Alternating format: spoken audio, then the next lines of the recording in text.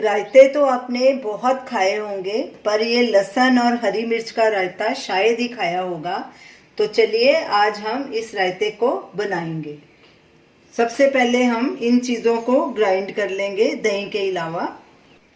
ये हमने एक गड्ढी लहसुन लिया है, तकरीबन ये 15 कलियां होंगी लहसुन की, और 3 हरी मिर्च ली है। इन्हें ग्राइंडर जार में डालेंगे और साथ में ये काफ़ी सारा हरा धनिया, फ्रेश पत्तियां। ये नमक स्वाद अनुसार या 3/4 टीस्पून, जीरा 1 टीस्पून।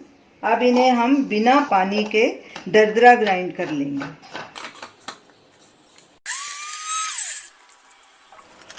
बिना पानी डाले लहसुन और हरी मिर्ची को भी ग्राइंड कर लिया है। ये देखिए ऐसे दरदरा ग्राइंड करना है, बिल्कुल बारीक नहीं करना। अब इसे एक बोल में निकाल लेंगे। तो चलिए रायता बनाना शुरू करते हैं। एक पैन लिया है, गैस को भी बिल्कुल लो पे रखा है। इसमें 1 से 2 टेबलस्पून सरसों का तेल डालेंगे। तेल को थोड़ा गर्म होने देंगे। तेल गर्म हो चुका है, अब गैस को लो पे कर देंगे और इसमें 1/4 टीस्पून राई डालेंगे और 1/4 टीस्पून ही हींग डालेंगे। इन दोनों को भी चटकने देंगे थोड़ा।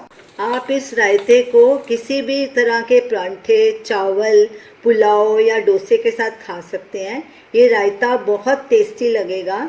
अगर आपको मेरी रेसिपी अच्छी लग रही हो तो प्लीज़ मेरे वीडियो को लाइक शेयर ज़रूर करना, हमारे चैनल को सब्सक्राइब भी करना और इस रायते को ज़रूर ट्राई करना और मुझे बताना कि आपको ये रायता कैसा लगा। राई क्रैकल होना शुरू हो गई है। अब इसमें ये लहसुन और मिर्ची का पेस्ट डालेंगे और इसे भी भूनना है। सिर्फ 1 मिनट के लिए ही भूनूंगी, ज़्यादा नहीं। इसे ब्राउन नहीं करना, सिर्फ लहसुन का कच्चापन ही दूर करना है। कड़छी लगातार चलाएंगे और गैस को बिल्कुल लो पे रखेंगे। लहसुन और मिर्ची को 1 मिनट अच्छे से भून लिया, खुशबू आनी शुरू हो गई है।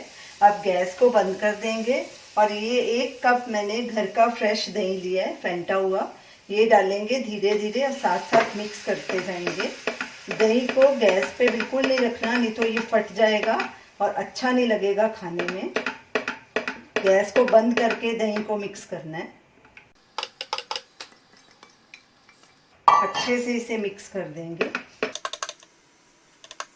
दही के साथ सब चीज़ें अच्छे से मिक्स हो गई हैं। देखिए कितना सुंदर लग रहा है रायता, और खाने में भी ये बहुत टेस्टी है।